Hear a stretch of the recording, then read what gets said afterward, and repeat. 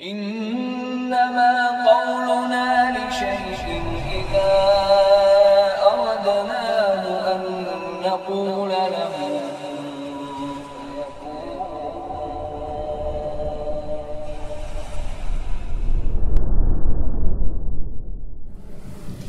Bismillahirrahmanirrahim.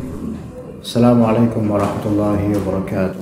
Waalaikumsalam warahmatullahi wabarakatuh. Innal hamdalillah nahmaduhu wa nasta'inuhu wa nastaghfiruh wa na'udzu billahi min shururi anfusina wa sayyiati a'malina. May yahdihillahu fala mudilla lahu wa may yudlil fala hadiya lahu. Asyhadu an la ilaha illallah wahdahu la syarika lahu wa asyhadu anna Muhammadan 'abduhu wa rasuluhu la nabiyya ba'dah.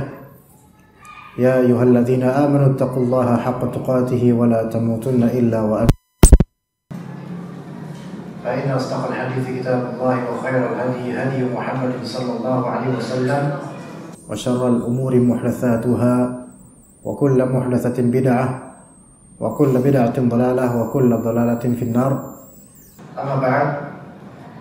Suatu kehormatan bagi kami pribadi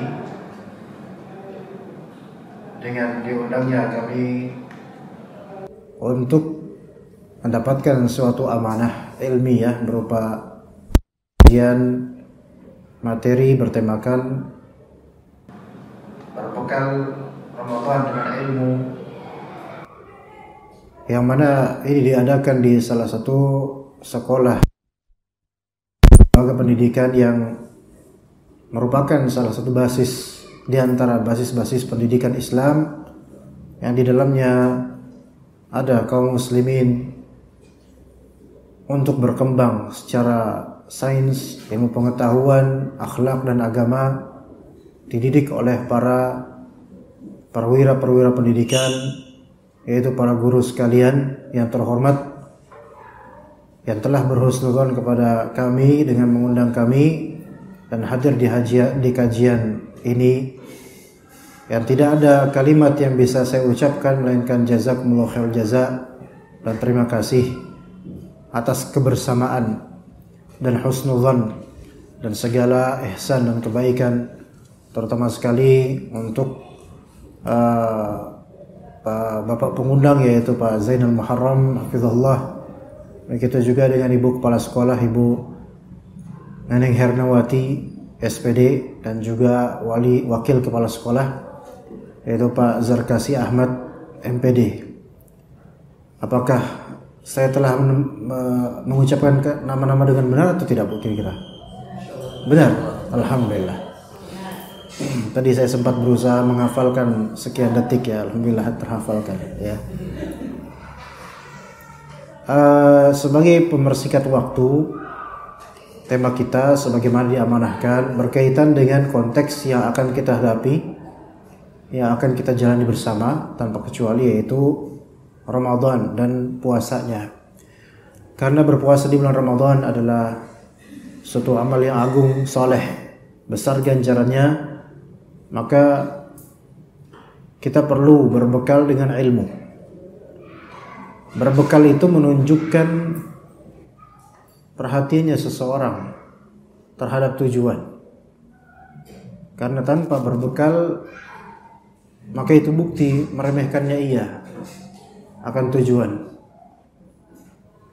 Rihlah terpanjang kita adalah rihlah di alam kubur dan akhirat, jauh lebih panjang daripada rihlah duniawiyah. Maka ketika seseorang berbekal dengan serius untuk rihlah kematiannya nanti, itu menunjukkan dia punya tujuan. Namun ketika kehidupan di dunia ini sebagaimana dikatakan oleh Allah Azza wa Jalla, wa mal hayatud dunya illa la'ibu wa lahu dalam Al-Kahfi, dan dalam surat Al-Ankabut, wa ma hadhil hayatud dunya illa lahu wa la'ib, tidaklah kehidupan dunia ini melainkan permainan dan kelalaian. Kalau itu isinya, maka berarti dia tidak punya tujuan akhirat. Maka barang siapa yang mengerti perjalanannya panjang, maka hendaklah ia lebih serius berbekal. Dan ilmu itu adalah perbekalan. Karena ketakwaan tidak bisa kita dapatkan kecuali dengan ilmu. Sementara sebaik-baik bekal adalah ketakwaan. Wa tazawwadu fa inna khairaz zadi taqwa. Dan berbekallah kalian, sesungguhnya sebaik-baik bekal adalah ketakwaan. Maka bagaimana seseorang bisa takwa tanpa ilmu sebagai bekal? Sementara juga berpuasa itu, puasa Ramadan, tujuannya agar bertakwa. Bukankah kata Allah, ya ayyuhalladzina amanu kutiba alaikumusiyam, diwajibkan sekali berpuasa. Kama kutiba alal ladzina min qablikum, sebagaimana diwajibkan atas orang sebelum kalian, la'allakum tattaqun, agar kalian bertakwa. Berarti berpuasa ini membutuhkan ilmu agar sampai kepada tujuan, yaitu ketakwaan, dan sampai pada puncak akhir, yaitu surga Allah Azza wa Jalla dengan keridhaannya. Maka di sini ada beberapa subtema yang akan kita hamparkan biiznillah ta'ala, yang akan disesuaikan dengan waktu ya, para bapak dan ibu yang terhormat. Karena mungkin mohon maaf bisa saya limitkan sampai 2:30 mungkin. Karena sejujurnya waktu itu begitu cepat dan bukan karena saya sok sibuk atau bagaimana, mungkin bapak dan ibu jauh lebih sibuk daripada saya. Tapi memang ada hajat yang harus ditunaikan nanti sore. Namun semoga yang singkat dari pertemuan kita ini berkesan di dunia dan juga menjadi pemberat mizan hasanat di akhirat insyaallah, berupa menuntut ilmu dan amal. Yang pertama akan saya bahas yaitu hukum-hukum puasa sebelum Ramadan. Ya, ada 2 masalah sebelum Ramadan ini. Bahkan kita ini kan sedang berada di 29 Sya'ban. Dan kata Nabi SAW dalam hadis riwayat Muslim, kalau bulan Hijriyah itu normally 29. Ada tidak terlihat hilal, maka dilanjutkan 30. Itu hukum basicnya. Umumnya begitu. Terlebih di Sya'ban ini. Ya, tapi kita tentu bersandar nanti pada bagaimana keputusan pemerintah. Walaupun mungkin di antara Bapak Ibu dipersilahkan, mungkin ada yang mau mengikuti ijtihad sebagian dari ormas, mungkin itu urusan individual. Tapi kalau kita kembali ke pemerintah, sekarang 29 Sya'ban. Besok ada 2 posibilitas. Entah besok 1 Ramadan kalau terlihat di hilal, atau besok adalah 30 Sya'ban kalau tidak terlihat. Baik, sekarang ada 2 hal. Yang pertama, haram puasa sebelum Ramadan 1 atau 2 hari. Haram berpuasa 1 atau 2 hari sebelum Ramadan. Ya, tidak boleh berpuasa 1 atau 2 hari sebelum Ramadan kecuali bagi yang telah rutin berpuasa. Jadi haramnya ini untuk orang yang sebelumnya tidak memiliki rutinan puasa. Jadi kaidah pertama, hukum pertama, tidak boleh berpuasa 1 atau 2 hari sebelum Ramadan kecuali 2 orang. 1 yaitu yang sudah punya rutinan puasa. Sudah punya rutinan puasa. Mungkin puasa Daud.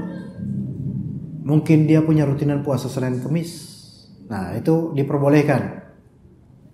Adapun yang nggak biasa rutinan puasa, tiba-tiba puasa 1-2 hari sebelum Ramadan, maka itu nggak boleh, haram. Ya mungkin kita umumnya kayak gitu ya.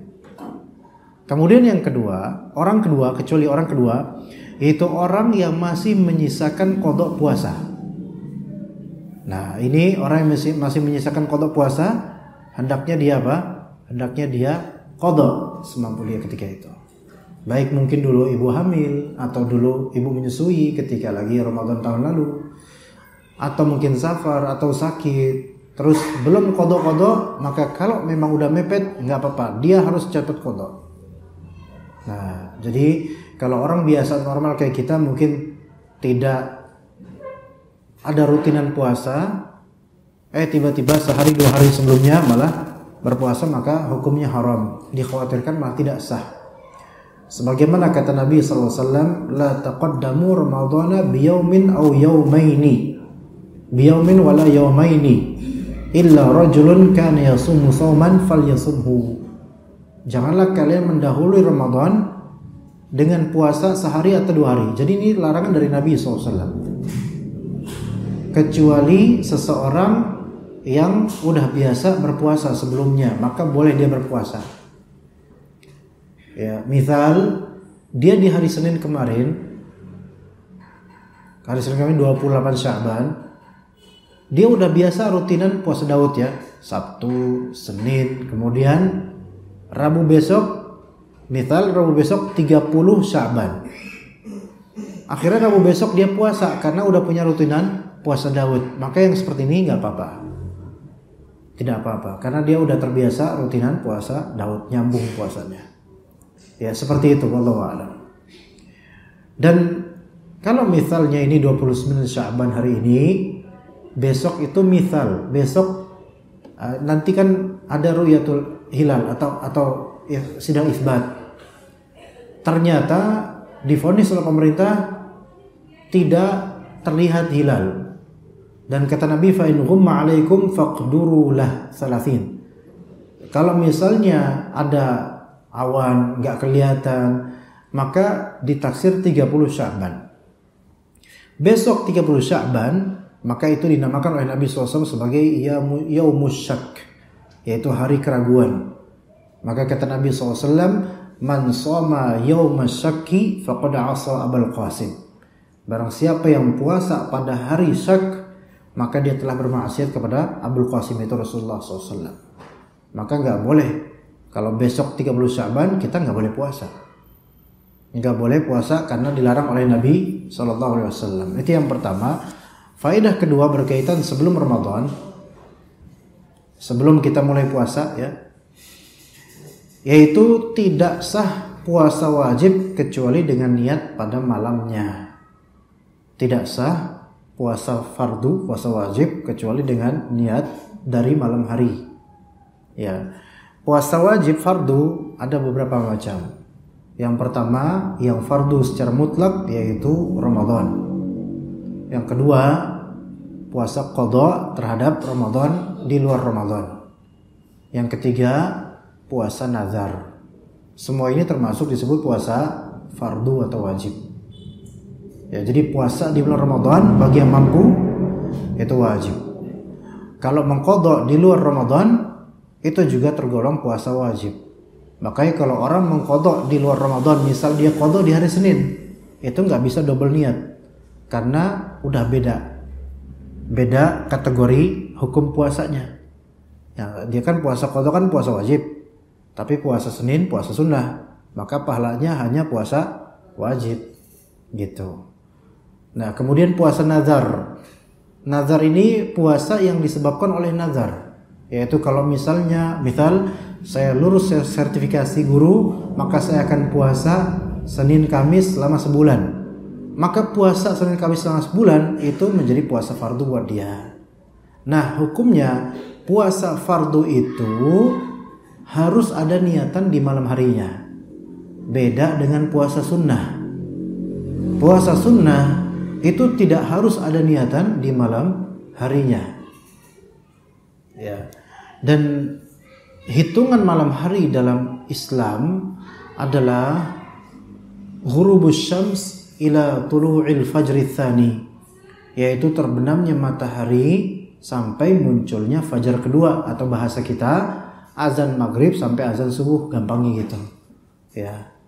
Nah, itu merupakan waktu malam sekitar 10 jam setengah. Maka kita wajib untuk meniatkan puasa di salah satu bagian malam itu, walaupun tanpa melafalkannya. Pokoknya niatin besok puasa. Kalau misalnya sidang isbat melahirkan keputusan bahwa besok nih Rabu puasa, nanti malam ya, besok Rabu puasa.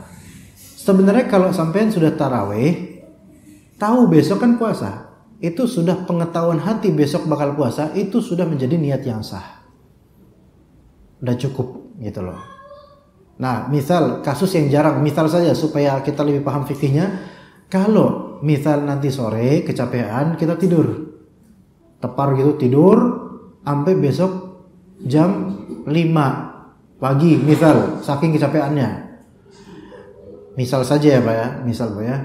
Jadi nggak sadar-sadar itu baru jam 5 pagi baru bangun, kan udah selesai itu.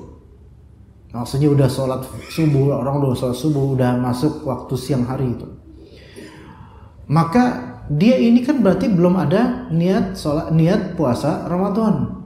Maka kalau dia mulai puasa Ramadan besok, bangun jam 5, dia dapat buka detik.com atau apa, hari ini puasa tanggal 1 berarti. Maka puasa dia dianggap tidak sah. Karena pada malam harinya dia lagi tidur dan tidak ada niatan. Sampai sini bisa paham nggak ibu-ibu sekalian? Insya Allah mafhum ya, insya Allah ya. Begitu. Adapun puasa sunnah, sebelumnya dalil tentang wajibnya niat di puasa wajib, puasa fardu, kata Nabi SAW, man lam yubayyitis siyama qabla al-fajri fala siyamalah. Barang siapa yang tidak meniatkan puasa sebelum terbit fajar, yaitu sebelum subuh, maka tidak ada puasa buat dia. Ini berlaku untuk apa? Untuk puasa wajib saja. Adapun puasa sunnah, maka tidak diwajibkan ada niatan puasa di malam harinya, nggak harus. Dalilnya, suatu ketika Nabi SAW pernah habis sholat subuh, kemudian sholat syuruk, ya kalau jam sekarang berarti jam 6-an gitu, atau Nabi melewat, itu beliau pulang ke rumah bertanya kepada Aisyah, ada makanan nggak? Kata Aisyah, nggak ada makanan. Idzan fa ana shaim, kata Nabi SAW. Kalau gitu ya udah saya puasa. Loh, ini langsung niatan puasa di jam 6 pagi misalnya, udah terang hari. Ini menunjukkan bahwasanya, dan itu dalam konteks puasa sunnah. Puasa sunnah itu bisa bersifat aksidental, asal antara fajar kedua atau waktu subuh dengan waktu niatan dia puasa sunnah itu tidak ada momentum makan atau minum, maka dia boleh. Kayak misalnya ibu-ibu atau bapak-bapak bangun subuh, sholat subuh di masjid, misalnya bapak-bapak atau ibu-ibu di rumah nggak sempat makan, nggak sempat minum, kemudian sampai jam 6 puasa gitu, iseng-iseng puasa Senin mumpung hari Senin, atau puasa Kamis mumpung Kamis, maka itu sah sebagai puasa sunnah. Tapi puasa wajib nggak bisa kayak gitu, tiba-tiba aja puasa, nggak bisa. Ya, itu ya. Baik. Kemudian ummahat sekalian dan para aba, kita menuju ke beberapa pembahasan lain di masalah Ramadan atau puasa Ramadan. Akan kita bahas, yaitu fadilah atau keutamaan puasa, baik puasa secara umumnya, terlebih puasa Ramadan. Keutamaan siyam puasa Ramadan. Yang pertama, puasa itu adalah perisai. Puasa itu adalah perisai. Sebagaimana kata Nabi SAW, as-siyamu junnatun. Puasa adalah perisai. Itu kata Nabi SAW. Tapi perisai terhadap apa? Perisai terhadap dua hal global. Yang pertama, perisai terhadap api neraka. Yang kedua, perisai terhadap syahwat. Maksudnya perisai terhadap syahwat di sini yaitu penetralisir syahwat. Jadi puasa itu kan perisai. Yang pertama, perisai terhadap api neraka. Ya, perisai terhadap api neraka. Karena puasa ini adalah amal saleh dan akan diampuni dosa-dosa seseorang ketika berpuasa. Maka ini menjaga penjagaan terhadap api neraka. Dan juga puasa perisai atau tameng terhadap syahwat yang berlebih. Syahwat yang tidak proporsional. Ingat, syahwat itu memang konotasinya negatif. Tapi manusia membutuhkannya. Syahwat itu adalah kebutuhan yang basic pada manusia. Tanpa syahwat manusia nggak ada. Imma dia mati kelaparan, memang tidak ada yang melahirkan, atau dan lain-lain, tidak ada perasaan. Nah, puasa ini membentengi diri dari syahwat yang berlebih. Syahwat yang dimaksud ada 4 yang akan kita sebutkan di sini. Yang pertama, syahwat batiniyah. Ada 3. Syahwat batiniyah. Yang kedua, syahwat batiniyah, dan yang ketiga syahwat farjiyah. Jadi puasa membentengi atau menetralisir syahwat seseorang. Syahwat batiniyah, dan syahwat farjiyah. Syahwat batiniyah yaitu syahwat yang bersifat batin, berupa cinta dunia, kesombongan, ujub, emosi yang berlebih. Itu semua merupakan syahwat batin. Batin yang disebut adalah internal kita, kejiwaan kita, itu maksud saya. Karena kejiwaan ini kan batin kita gitu loh. Syahwat batiniyah itu memang ada manusia syahwat batiniyah, dan itu perlu kadang-kadang, tetapi harus dinetralisir. Dan puasa merupakan amalan yang sangat tepat untuk bisa menetralisir syahwat batiniyah ini, sehingga seseorang tidak cinta dunia berlebih itu, dan seseorang bisa terkontrol emosinya. Makanya kata Nabi SAW, wa in imru'un qatalahu aw syatamahu falyaqul ana imru'un sha'im. Kalau ada seseorang yang memantik emosinya atau mencacinya, maka dia katakanlah saya ini lagi puasa. Dan ini merupakan produk tarbawiyah syar'iyyah untuk mentarbiyah kejiwaan sehingga bisa ternetralisir syahwat batiniyahnya. Jadi ini puasa adalah momentum training untuk jiwa kita semua tanpa kecuali. Itu yang pertama dari syahwat batiniyah. Yang kedua syahwat batiniyah. Syahwat batiniyah itu berkaitan dengan perut.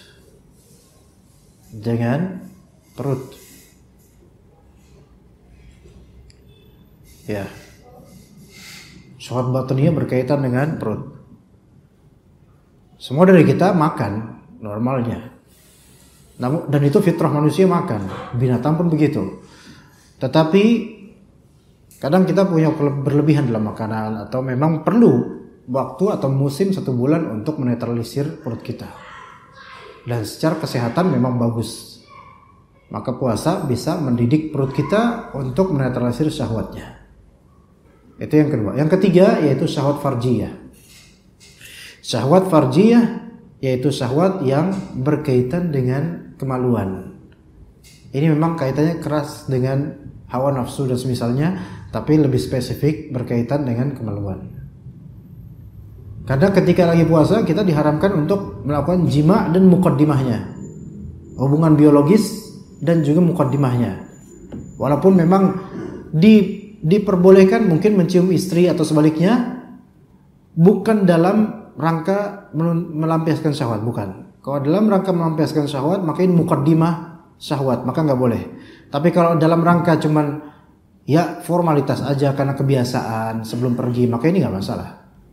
Tapi jangan dipakai bagian syahwatnya. Mencium seperti mencium anak gitu, nggak masalah itu, insyaallah. Nah, 3 syahwat ini itu ada pada manusia semuanya, dan itu normal. Bahkan kalau ada satu nggak ada, itu nggak normal manusia itu. Dan 3 ini terkomposisikan dalam surat Ali Imran. Saya tidak hafal angka ayatnya, tapi di halaman kedua surat Ali Imran, ya. Zuyyina lin-nasi hubbus syahawati minan nisa'i wal banina wal qanatir. Ya. Mencintai apa? Mencintai an-nisa. Yaitu ada di sini apa? Syahwat batiniyah dan syahwat farjiyah. Wal banin.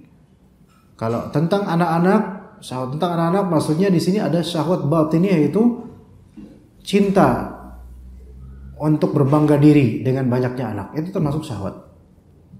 Wal qanatiril muqantarah. Nah, ini syahwat berkaitan dengan dunia. Nah, kemudian di surat Al-Baqarah Juga ada ujian berkaitan dengan perut. Ya, kata Allah Azza wa Jalla, "Wala nabluwannakum bisyai'in minal khaufi wal ju'i wa naqsin minal amwal." Kami akan menguji kalian dengan sedikit dari rasa takut, lapar. Lapar ini ujian. Tapi lapar ini pendidikan sebenarnya dalam Islam, ya, dalam berpuasa. Jadi ala kulli hal 3 syahwat ini bisa diterasi dengan benar. Maka puasa sebagai benteng, yaitu benteng terhadap api neraka dan juga syahwat yang jumlahnya 3 tadi. Yang kedua dari fadilah puasa, Allah Subhanahu wa taala menisbatkan puasa pada dirinya. Menisbatkan puasa pada dirinya. Sebagaimana kata Allah dalam sebuah hadits qudsi, "As-siyamu li wa ana ajzi bih." Puasa itu milikku dan akulah yang akan mengganjarinya. Tidak ada amalan lain yang Allah klaim suatu amalan itu milik dirinya, enggak ada. Melainkan hanya puasa. Maka spesifikasi ini, spek seperti ini merupakan hal yang menonjol pada amalan puasa yang tidak ada pada amalan lain. Pasti ini ada rahasia di balik ini yang tidak kita ketahui. Kenapa Allah menisbatkan puasa pada dirinya? Kenapa tidak salat menisbatkan pada dirinya? Misal as-salatu li, salat adalah milikku. Kenapa? Ya, kenapa enggak begitu? Kenapa puasa? Itu pasti ada rahasia tersendiri. Dan juga Allah katakan wa ana ajzi bih, dan aku akan ganjari puasa, ganjari orang berpuasa itu. Kemudian yang ketiga fadilah puasa, aroma mulut orang yang berpuasa lebih baik di sisi Allah daripada aroma misik. Aroma mulut shaim itu lebih baik di sisi Allah dibandingkan aroma misik. Dan ini bagi Allah Azza wa Jalla. Apa itu misik? Misik adalah kasturi. Kalau bahasa kita kasturi. Dari kasturi adalah misik. Yang mana misik ini adalah pendekatan. Karena di zaman Nabi SAW aroma yang paling mewah dan paling mahal aroma misik di zaman Nabi. Kalau sekarang variatif, nggak ada pembakuan aroma ini yang paling ini, nggak ada. Semuanya bagus. Kalau sekarang banyak variannya. Tapi standar kemewahan ketika itu dari segi aroma misik kasturi, yang mana itu berasal dari salah satu bagian tubuh kijang. Karena di zaman Nabi SAW itu jarang yang ada namanya minyak sintetis. Rata-rata original dan dari alam langsung. Dan itu aroma yang sangat membanggakan. Nah, kata Nabi SAW, wala khulufi famis saimi atyibu indallahi min rihil misk. Sungguh bau mulutnya orang yang berpuasa lebih baik di sisi Allah daripada aroma kasturi. Kemudian yang keempat, bahwasanya puasa, salat dan sedekah itu penggugur fitnah seseorang. Ini harus saya jelaskan lebih lanjut. Ya, puasa, salat, sedekah penggugur ujian seseorang di keluarganya, hartanya dan tetangganya. Penggugur ujian seseorang di keluarganya, hartanya dan tetangganya. Jadi begini ya, kata Nabi SAW, fitnatur rajuli fi ahlihi wa malihi wa waladihi wa jarihi. Ujian seseorang itu ada pada keluarganya. Ada pada keluarganya. Kadang kan ibu-ibu bapak ngajarin anak orang itu lebih mudah. Tapi anak sendiri kok kayak gimana gitu ya. Kadang sukses punya peserta didik yang dia juara satu ini, juara satu itu, kita bangga. Tapi kemudian ketika kita ngacak ke anak kita, kok jauh banget, kayak kemudian kan hadir cemburu yang kenapa kok anak saya nggak seperti dia gitu loh. Ini suatu fitnah, ini ujian kehidupan gitu. Itu satu. Wa malihi, ujian di hartanya. Harta ini bisa menjadi ujian buat kita. Ya, yang kadang harus kita ngerem dan harus sabar ya. Ada harta panas, bonus yang panas, ini harus sabar, jangan diambil. Atau kita punya harta yang lebih tapi kita men-spending begitu over ya, lebih dari kapasitas karena kemaruknya kita atau misalnya, maka ini fitnah semua, ujian. Kemudian kita punya tetangga yang kadang-kadang ujian kita di tetangga, kadang-kadang gitu. Kadang ujian kita juga ada tadi sudah keluarga, harta sudah, anak sudah ya, sudah. Ya tadi keluarga dan anak serupa lah. Keluarga ini lebih umum, anak lebih khusus ya anak. Tapi keluarga ini bisa sebentar. Kalau dalam hadis Nabi SAW ketika disebutkan ahl, maka rata-rata maknanya adalah istri. Ahl dalam hadis Nabi SAW rata-rata maknanya istri. Maka kadang ujian seorang suami adalah istrinya. Tapi bisa juga dibalik. Ujian seorang istri adalah suaminya. Maka semua ujian itu kadang-kadang menghasilkan buah lisan yang buruk. Baik laknat, sumpah serapah, doa keburukan, cacian, makian, ghibah, gerutu dan seterusnya, yang semua itu kafarahnya adalah puasa, salat dan sedekah. Kafarah itu apa? Kafarah itu penggugur dosa dari buah lisan yang buruk terhadap ujian-ujian ini. Iya. Apalagi kalau saya dulu, kita mungkin karena saya juga lahir di Jakarta, sejak kecil juga saya mendengar misal ibu-ibu Betawi kadang-kadang anak yang bandel dikit dibilang anak setan lu gitu ya. Itu dulu. Sekarang kalau sekarang insya Allah hampir gak ada ya. Anaknya disetanin. Padahal anak setan berarti kan induknya ya setan. Iya, ifrit. Nah di sini ini kan termasuk fitnah. Maka yang seperti ini, walaupun itu khawatirnya berbekas ya, maka emang harus hati-hati loh. Seorang tua itu mensifati, mendeskripsikan anaknya itu harus hati-hati. Kalau memang bandel, cukup katakan bandel, nakal itu sudah cukup ekstrim. Tapi sesuai gitu loh. Tapi kalau sampai dibilang setan atau anak setan, ini terlalu over ini. Yang dikhawatirkan kalimat tersebut menjadi doa keburukan gitu loh, sehingga menjadi sebab mengapa ini anak ini bebal sampai udah tua tetap bebal karena buah dari lisan orang tuanya. Tapi kalau orang tuanya berusaha soleh, puasa dengan baik, sholat dengan baik, sedekah dengan baik, maka ini semua bisa menjadi kafarah. Yang insya Allah kalimat-kalimat buruk tersebut terhapuskan dengan izin Allah Azza wa Jalla. Jadi puasa ini penting Bapak dan Ibu sekalian. Kita ini punya keluarga, punya anak, punya istri atau suami, punya harta, punya tetangga yang kadang gerutu kita itu berupa laknat atau sumpah serapah. Maka hal-hal seperti ini, sholat, siam dan sedekah bisa menghapus semua itu insya Allah. Kemudian di antara fadilah puasa yang kelima yaitu dihapuskan dosa-dosa. Sebagaimana kata Nabi SAW, man shoma ramadhana imanan wa ihtisaban ghufira lahu ma taqaddama min dhanbi. Ya. Yaitu siapa yang puasa Ramadan dengan keimanan dan nyari pahala, maka akan dihapuskan dosa-dosanya sebelumnya. Walau kata sebagian ulama, dosa-dosa yang dimaksud adalah dosa-dosa kecil. Ya. Adapun dosa besar harus taubat. Yang berikutnya bahwasanya pintu surga ada yang bernama Rayyan. Orang yang berpuasa masuk pintu surga dari pintu Ar-Rayyan, namanya Ar-Rayyan. Sebagaimana kata Nabi SAW, inna fil jannati baban yuqalu lahu Ar-Rayyan yadkhulu minhu as-sha'imuna yaumal qiyamah. Di surga ada pintu yang disebut Ar-Rayyan, masuklah orang-orang yang berpuasa pada hari kiamat.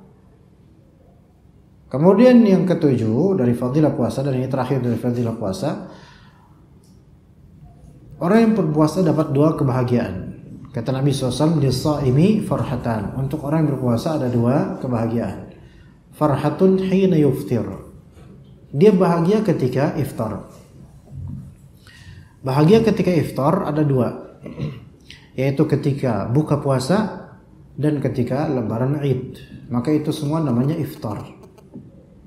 Makanya yaumul fitr, Idul Fitr, makna fitr di sini bukanlah kembali kepada fitrah, bukan, tapi fitr di sini maknanya adalah kembali kepada tidak makan.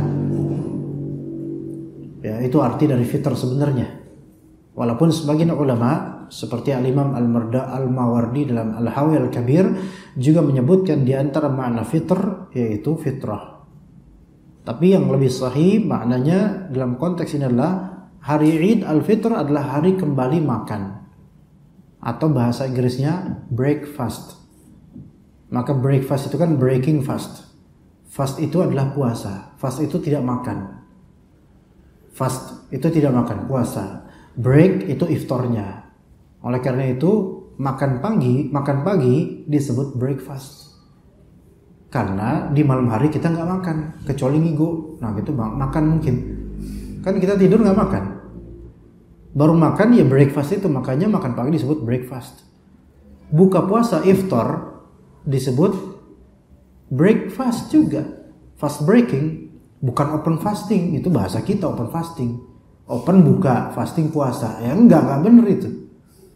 Ada guru English di sini mungkin? Hah? Is it right or wrong? Bener kan? Breakfast. Break itu di sini memecahkan tidak makannya dia sehingga dia makan. Makanya dalam bahasa Arab buka puasa namanya iftar, ya kan? Dan makan pagi namanya fatur. Itu sama, fatur dan iftar sama dari kata fatara, fitri, Idul Fitri gitu. Ya seperti itu. Itu makna dari Idul Fitr. Maka ada kebahagiaan hina yuftir, yaitu kebahagiaan ketika dia berbuka puasa di iftarnya atau di Idul Fitrinya. Kemudian yang kedua, kebahagiaan kedua yaitu farhatun hina yalqa rabbah. Dia bahagia ketika bertemu dengan Rabbnya. Karena dia punya apa? Punya amalan khusus yaitu puasa. Ya, itu kebahagiaannya. Baik, kemudian kita lanjut ke pembahasan muftirat as-siyam, pembatal puasa. Begini, ada istilah namanya muftirat atau mubtilat, pembatal. Ada istilah namanya mufsidat, perusak ya. Iya. Pembatal ini berkaitan dengan fikihnya.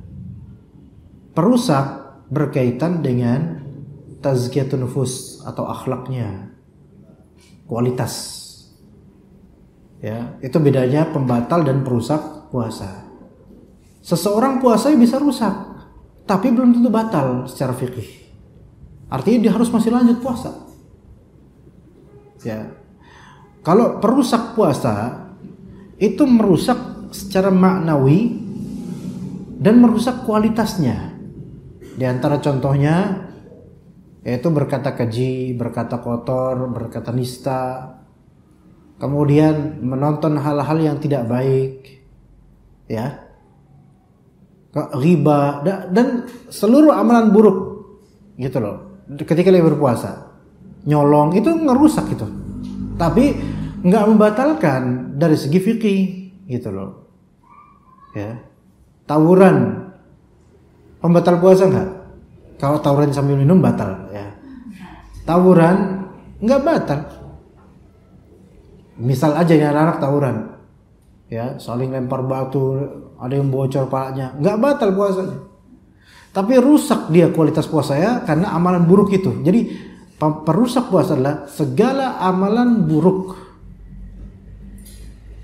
yang dilakukan ketika lagi puasa, itu perusak puasa. Dan amalan buruk itu kan berderajat keburukannya. Ada yang sangat buruk, ada yang kabair, dosa besar, ada yang dosa kecil, dan itu pun masing-masing berderajat. Ya, itu mufsidat as-siyam, perusak puasa. Nah, yang kalau orang terusakkan puasanya dengan amal buruk, itu tidak mesti apa? Tidak mesti batal, nggak mesti batal. Karena batal ini membutuhkan dalil khusus. Pembatal puasa. Maka kita sekarang bicara pembatal puasanya. Karena kalau kita baca perusak puasa, enggak ada habisnya ini kajian. Karena segala amalan buruk itu nanti dibahas enggak ada habisnya kajian. Bisa-bisa ibu i'tikaf di sini lama-lama karena enggak ada habisnya. Iya. Jadi mubtilat atau mufattirat as-siyam. Pembatal puasa. Itu bahasan terakhir kita insyaallah ya. Setelah itu mungkin jika ada tanya jawab dipersilahkan. Yang pertama, makan dan minum. Ini jelas. Makan dan minum.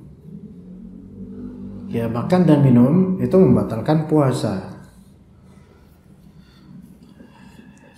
Sengaja ya, makan minum sengaja. Makan minum sengaja dan ya sengaja di sini dan ingat gitu loh. Sengaja dan ingat. Ya. Kadang orang sengaja tapi dia nggak ingat gitu loh. Namanya makan kan sengaja, tapi dia nggak ingat kalau dia sedang berpuasa. Saya bilang sengaja dan ingat gitu loh. Ya ada orang ya rezeki. Emang benar rezeki kata Nabi SAW. Kalau emang dia nggak ingat. Ada orang dia tahu dia sedang berpuasa, tapi nggak sengaja makan. Bisa nggak? Dia tahu dirinya berpuasa, tapi nggak sengaja kemakan atau keminum, mungkin. Contoh lagi wudhu, dia kumur-kumur, ketelan sedikit, kan nggak sengaja, tapi dia tahu dia puasa. Nah ini nggak batal puasa insya Allah. Begitu juga yang istinsyak, kata Nabi SAW, balighu fil istinsyak illa antasum. Bersungguh-sungguhlah kamu dalam menghirup gitu dalam wudhu, kecuali pas lagi puasa. Jangan kenceng-kenceng nanti masuk. Tapi kalau misalnya kekencengan masuk, dia tahu dia puasa, tapi nggak sengaja, batal nggak? Nggak batal karena nggak sengaja, walaupun ingat dia puasa. Ada yang sengaja makan tapi lupa kalau dia puasa. Ini ada. Ini nggak batal puasanya. Namanya makan kan sengaja pak, minum kan sengaja, ya nggak? Misal ada kue, ada cakwe, sisa cakwe misalnya di ruang tamu. Cakwe nih, pas banget lagi lapar gitu kan. Sengaja nggak makan cewek? Ya sengaja banget, tapi nggak ingat, maka tidak batal. Jadi baru bisa dikatakan makan minum itu batal ketika sengaja dan ingat. Kalau nggak sengaja walaupun ingat nggak batal. Kalau sengaja tapi nggak ingat nggak batal. Kalau nggak sengaja dan nggak ingat apalagi nggak batal. Ya. Misal ada yang memiliki, misal di giginya terselip makanan dan agak besar sebesar buncis misalnya. Gak tahu itu gigi terbuat dari apa. Selipannya banyak gitu kan. Dia jadi setiap makan terkoleksi di situ. Maka kemudian lagi ngajar, lagi diem, kemudian ya main-mainin makan terus habis itu ketelan. Ya dia lupa, maka ini tidak masalah insyaallah. Kemudian yang kedua tadi makan minum sengaja dan ingat ya. Yang kedua, hubungan biologis dengan pasangan di siang Ramadan. Hubungan biologis ya dengan pasangan, pokoknya hubungan biologis lah, tau lah ya, jima ya, di siang Ramadan dengan sengaja dan tahu. Dengan sengaja dan tahu. Maksudnya tahu apa? Bukan. Tahu hukumnya. Dia tahu sedang berpuasa. Tapi bukan itu yang dimaksud di sini. Dengan sengaja dan tahu hukumnya. Sengaja di sini masuk ke dalamnya ya ingat ya. Sengaja di sini saya masuk. Ya sengaja, ingat dan tahu hukum, jadi 3 aja, yaitu melakukan hubungan biologis di siang Ramadan dengan sengaja, ingat dan tahu hukumnya. Ya. Hubungan biologis sengaja, ada nggak hubungan biologis nggak sengaja Pak? Gimana minggu? Kalau mimpi mungkin sengaja ini kita ambil maknanya ingat aja kali ya. Karena pasti hubungan biologis ada kesengajaan, nggak mungkin nggak sengaja tiba-tiba hubungan biologis. Nggak mungkin. Sadar, ya sadar, ingat gitu loh. Masuk dalamnya sengaja, sadar, ya itu masuk. Pak gini loh Pak, bukan masalah niat ya. Namanya hubungan biologis kan gerakan yang luar biasa Pak. Enggak, itu bukan gerakan yang itu gerakan eksepsional. Yang nggak mungkin orang berbuat itu kecuali pasti ada niat Pak. Nggak ada orang berbuat itu tanpa niatan. Artinya dia tuh ya di sini ingat. Sengaja di sini maknanya ingat saja. Ingat ini sedang berpuasa dan tahu hukumnya, gitu loh. Apa hukumnya nggak boleh? Karena ada beberapa orang nggak ngerti kalau ini nggak boleh Pak, Bu. Terutama di desa-desa, bisa di desa-desa atau edukasinya belum sampai kepada dia. Mungkin mu'allaf. Dikiranya puasa itu cuman menahan diri dari makan dan minum. Tuh ada yang nggak paham. Pahamnya cuma itu doang. Urusan hubungan biologis itu tidak masalah. Itu ada yang memahami seperti itu. Tapi insya Allah di Jakarta nggak tahu kok ada apa enggak. Tapi kayaknya nggak ada yang. Tapi jika ada orang mu'allaf, dia tahu makan minum nggak boleh ketika puasa dan puasa. Semua orang tahu nggak boleh makan minum. Tapi kan nggak semua orang tahu bahwasanya jima itu membatalkan puasa. Nggak semua orang tahu. Dan nggak semua orang tahu kafarahnya berapa dan seterusnya. Maka bagi yang sengaja dalam artian ingat tahu ini lagi puasa dan tahu hukumnya haram, maka batal puasanya. Oke? Nah, kita ambil kebalikannya. Bagi yang melakukan hubungan biologis,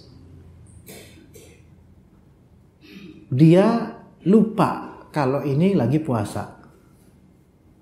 Kok sengaja pasti, tapi lupa kalau ini lagi puasa dan tahu hukumnya, tapi dia lupa kalau lagi puasa. Mungkin nggak dijawab karena nggak pernah kan kita kayak gitu. Ya wajar. Maksudnya nggak secara kemanusiaan ini mungkin Bu, Pak. Ya mungkin aja. Mungkin dia baru nikah tanggal 28 Sya'ban. Hah? Iya mungkin.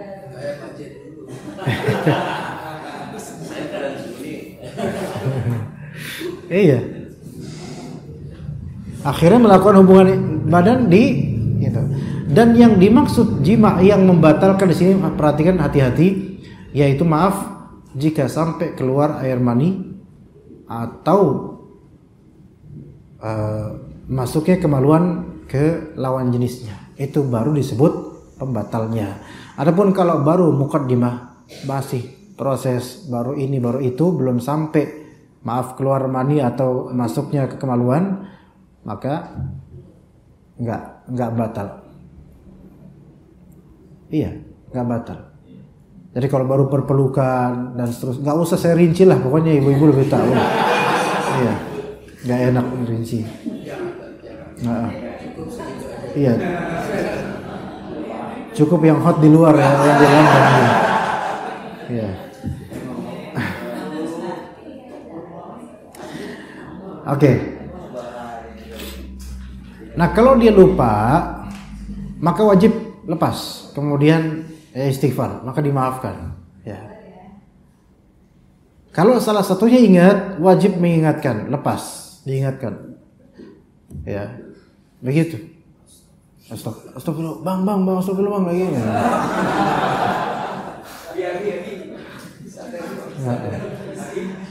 Nah. Ya kalau dua-duanya ingat ya ini yang paling mengerikan, dua-duanya ingat dan dua-duanya belagak pilon ini yang iya pura-pura nggak tahu. Ini nggak boleh, ini tetap kena hukumnya, batal dong. Iya. Taib. Yang ketiga dari pembatal puasa. Yang ketiga dari pembatal puasa yaitu hal yang disetarakan dengan makan dan minum. Hal yang disetarakan dengan makan dan minum adalah seperti al-ibar al-mughdhiyah, yaitu suntikan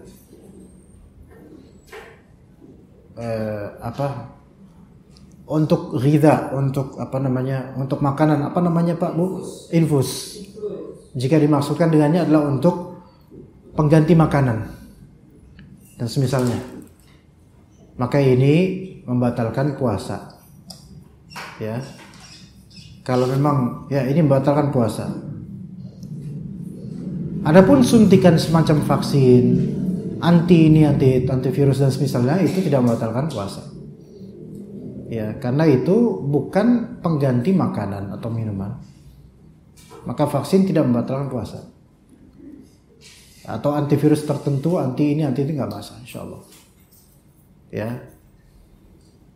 Yang semakna dengan makan atau minum yaitu menghirup asap rokok dengan sengaja atau bukhur. Pokoknya asap, baik dia asap rokok, bukhur atau asap tabunan orang. Ada orang nabun, tetangga nabun, ya babe nabun ya, sore hari dia cium dekat itu. Ini bisa batal kalau sengaja. Kenapa begitu? Karena menurut penelitian asap itu berbeda dengan udara biasa. Karena asap itu bisa juga masuk ke dalam ghidha atau lambung. Ada potensi di situ. Maka dianggap seperti semal dengan minum atau makan. Makanya merokok dalam bahasa Arab disebut syurbud dukhan. Merokok disebut syurbud dukhan yaitu minum asap. Syariba, syarab itu minum. Dukhan asap. Kemudian kalau pakai bukhur, tahu bukhur nggak Bu? Bapak-bapak. Dupa gitu loh yang bukhur ya. Yang wangi gitu lah, pewangi. Nah, itu kalau sengaja masang itu terus kehirup ya. Dan kehirup di sini maksudnya dengan ketebalan asap langsung kehirup gitu loh, masuk gitu loh. Maka ini membatalkan puasa. Adapun kalau terhirup tanpa sengaja atau mungkin kepaksa misalnya seperti asap knalpot atau apa, atau ada yang masang nabun atau apa, kan kecil asapnya, itu nggak masalah Pak, nggak masalah ya. Atau dia bakar rokok, nyalain rokok tapi nggak mau ngerokok, tapi kangen gitu, taruh rokok di sini biar dari sini asapnya. Nah ini orang masalah nih orangnya. Saya nggak tahu orang kayak gini ada apa enggak. Kalau ada mungkin perlu didoakan. Iya.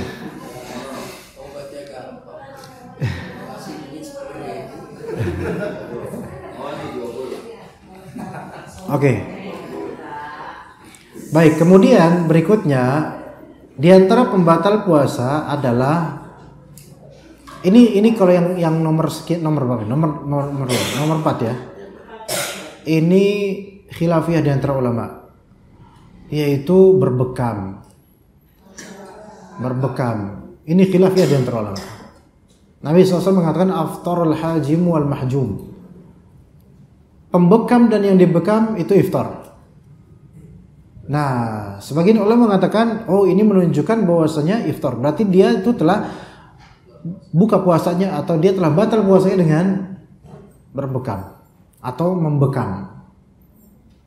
Nah, tapi jumhur berarti mayoritas ulama mengatakan tidak membatalkan puasa. Jadi ini masalah khilafiyah. Ya. Tidak membatalkan puasa kata sebagian ulama. Loh, tadi hadisnya kan aftarul hajim wal mahjum.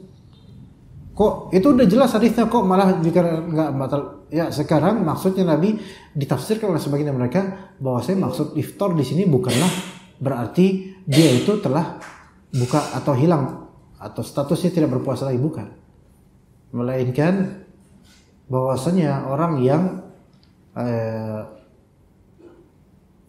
yang membekam dan yang tidak dibekam itu seolah-olah seperti orang yang sedang tidak berpuasa dengan melakukan hal seperti itu gitu loh. Wallahu a'lam. Khilafiyah di antara ulama, dan yang paling afdal adalah kita itu menghindari ini semua.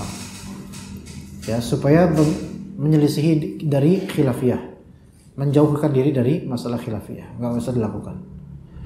Baik, yang keenam dan ini terakhir, setelah ini jika ada tanya silakan, tapi saya mungkin tidak bisa begitu lama, yaitu muntah dengan sengaja. Ya. Muntah dengan sengaja ini lawan dari muntah karena tabiat atau terpaksa. Maksudnya muntah dengan sengaja itu apa? Sebelumnya kita katakan sebagai hadis Nabi SAW, man dzara'ahul qai'u falaysa alaihi qada. siapa yang terpaksa muntah, jadi muntah yang mengeluarkan dirinya gitu, maka tidak ada qada, tidak batal. Wa man istaqa'a 'amdan falyaqdi. Barang siapa yang minta muntah, maksudnya sengaja berbuat sesuatu supaya muntah dengan sengaja, maka dia harus mengqada. Seperti apa gambaran melakukan sesuatu dengan sengaja supaya muntah? Ya misal dia mencolok-colok bagian dalam mulutnya supaya gitu. Ya, sengaja. Atau mungkin dia sengaja muter-muter biar pusing terus muntah misalnya. Iya. Ya saya nggak tahu kok ibu bapak apakah kayak gitu, ada yang kayak gitu saya nggak tahu.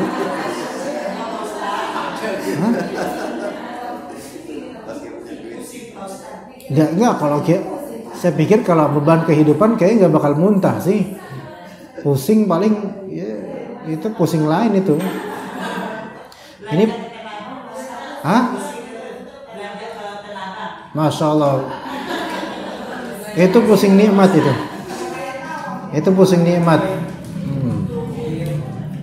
Kalau misalnya ngajarin anak-anaknya bandel, pusing, muntah, ini kayaknya nggak ada, bukan muntah itu deh kayaknya. Ya, bukan pusing itu. Ya pusing muter-muter, ya main apa gitu kan, muntah. Ya. Terus sengaja dia misal mengadakan di ruangannya bebauan tertentu yang dia tahu bakal muntah gitu loh. Maka ini sengaja dia memberikan sebab kemuntahan.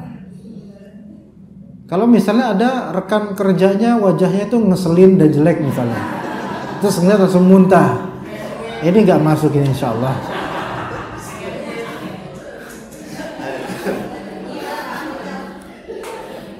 Kalau ngidam itu saya nggak tahu deh Bu, nggak tahu. Sepertinya nggak apa-apa gitu kalau lagi ngidam, lagi hamil, ya.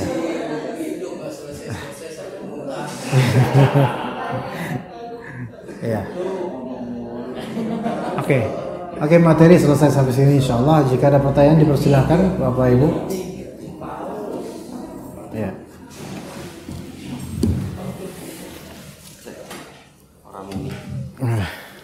Alhamdulillah.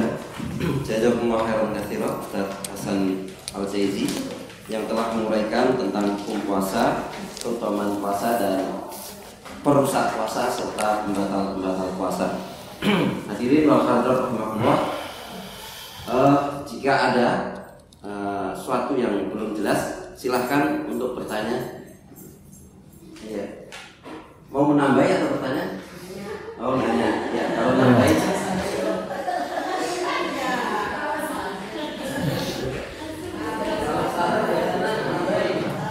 Ya, silakan.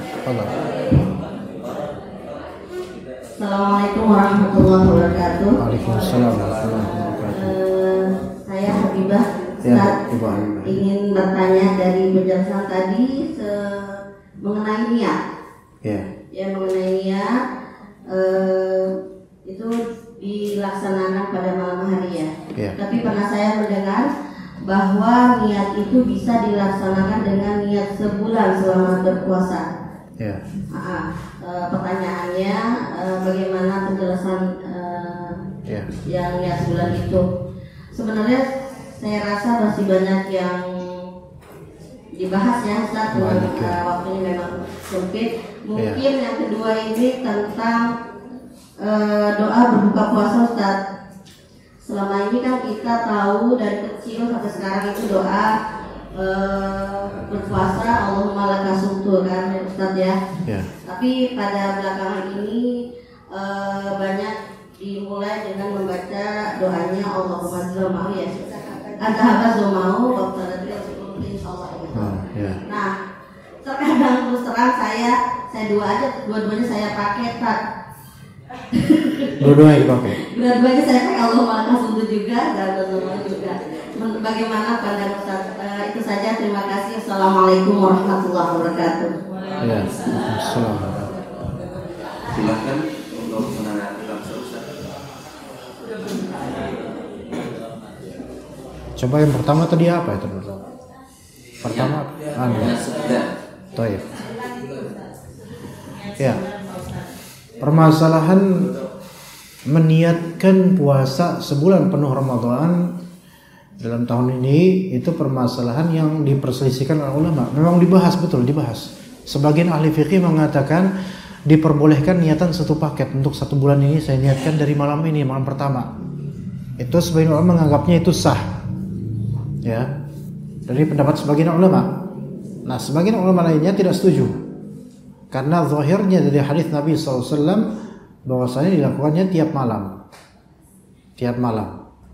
Dan wallahu alam, sebagaimana penjelasan saya tadi, zahirnya adalah yang lebih tepat bahwasanya setiap malam, Bu, bukan sepaket.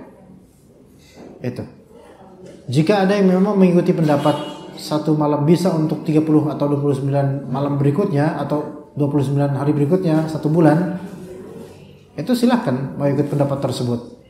Tetapi begini, sebenarnya tiap malam kita ada kok.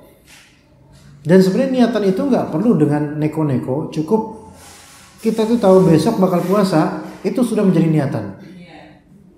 Karena niatan itu adalah pengetahuan hati akan apa yang akan dilakukan, itu niatan. Jadi ketika Anda sudah tahu akan melakukan apa, itu sudah terhitung niatan.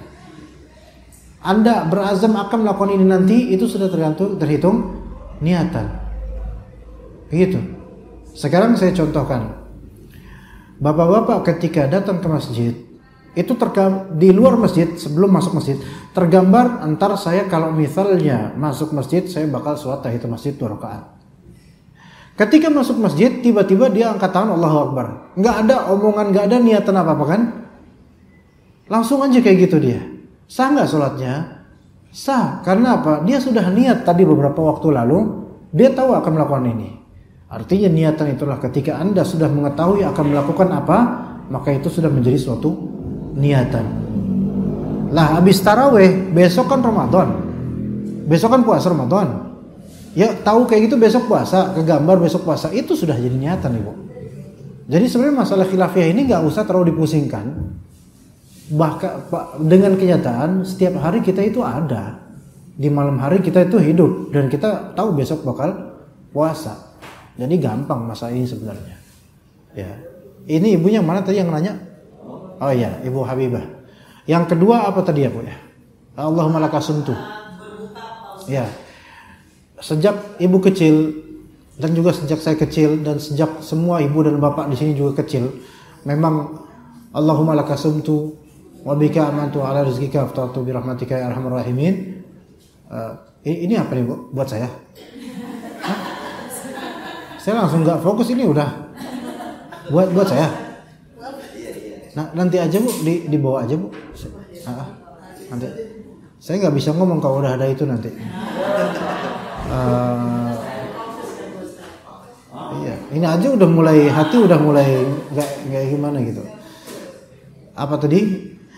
Doa buka puasa. Doa buka puasa. Allahumma lakasumtu bika amantu ala rizqika aftartu bi rahmatika ya arhamar rahimin. Kalimat ini sangat indah dan bagus. Dan ini hadis yang menganjurkan doa buka puasa dengan ini hadisnya dhaif, lemah. Lebih sahih yaitu zahaba dhuma'u wa batallatil uruqu wa thabatal ajru insyaallah. Maka dianjurkan seseorang pakai dengan hadis yang sahih. Maka dia ucapkan itu Allah zahaba dhuma'u wa batallatil uruqu wa thabatal ajru insyaallah. Hafalkan dan ucapkan itu sebagai pengamalan terhadap sunnah Nabi, dapat pahala. Nah, kemudian Syekh bin Baz rahimahullah berfatwa, dalam fatwanya kita ditanya, bolehkah saya mengucapkan Allahumma lakasumtu wa bika amantu ala rizqika aftartu dan seterusnya ketika buka puasa? Maka beliau mengatakan hadisnya dhaif, maknanya bagus dan sahih, dan kalau dia mau mengucapkannya silahkan. Paham nggak, Bu Habibah? Tapi mengucapkannya bukan dalam rangka mengkhususkan buka puasa dengan itu, melainkan hanya sebagai pernyataan yang menunjukkan kebaikan maknanya, karena maknanya bagus. Allahumma lakasumtu, ya Allah kepada Engkaulah saya berpuasa.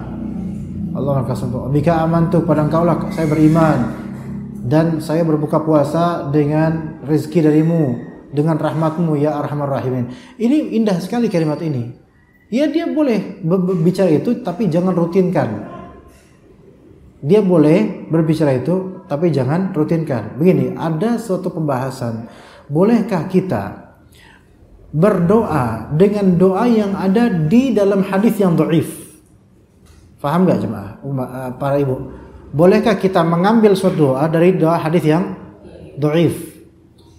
Maka jawabannya, ketika doa tersebut di hadis yang dhaif, lemah, dan arti dari doa itu bagus, ya, maka ada jawabannya. Sekarang saya tanya, bolehkah Anda berdoa dengan bahasa sendiri?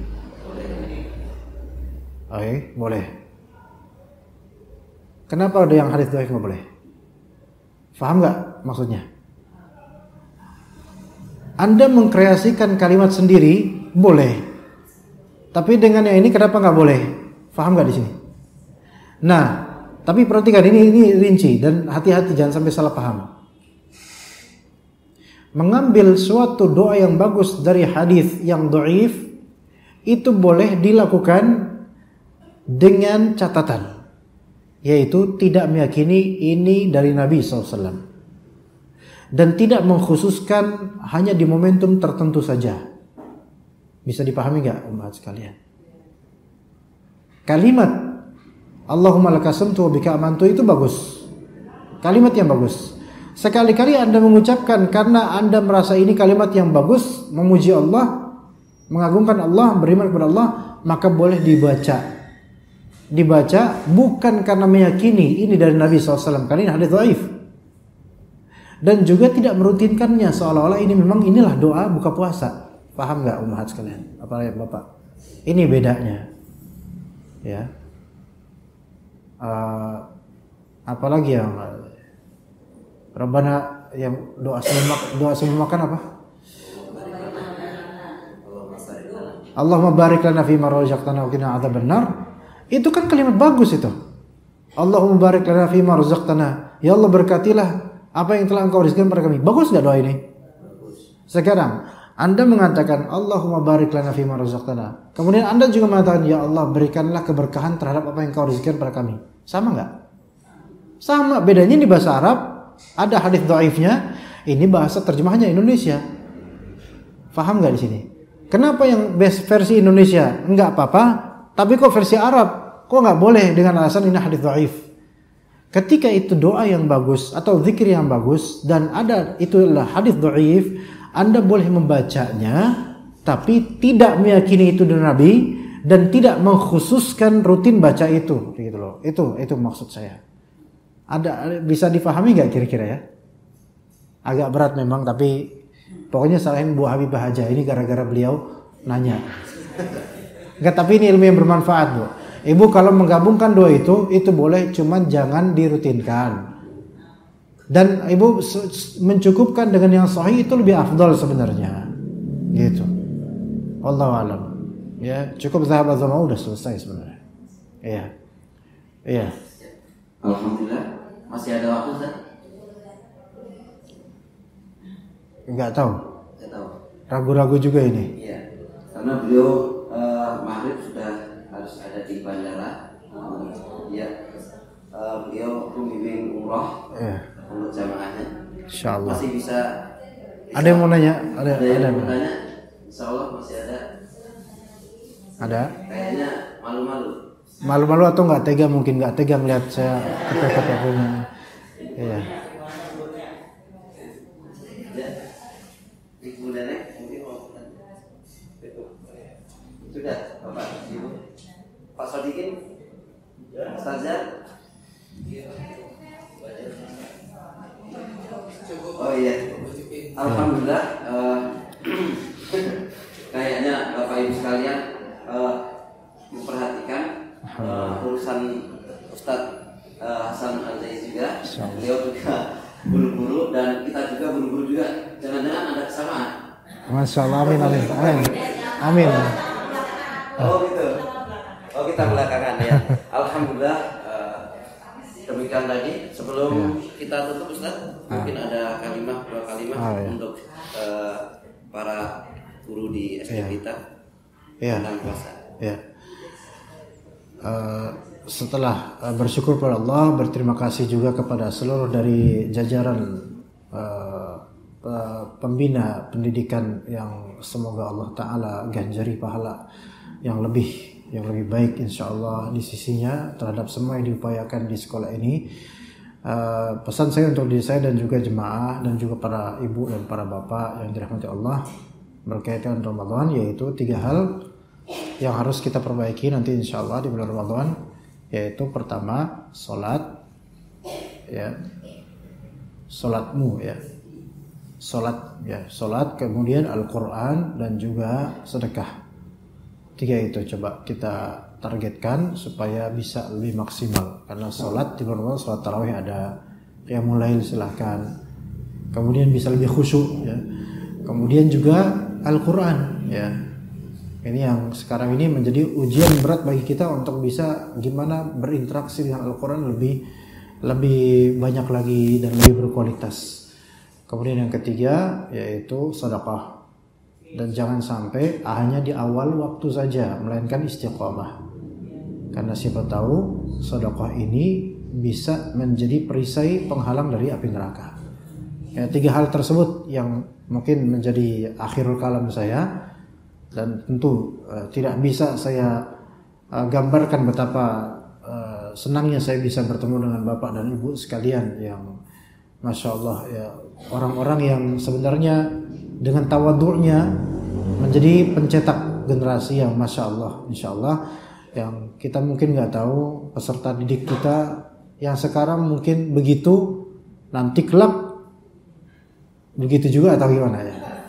Ya insya Allah kelak jauh lebih baik insya Allah.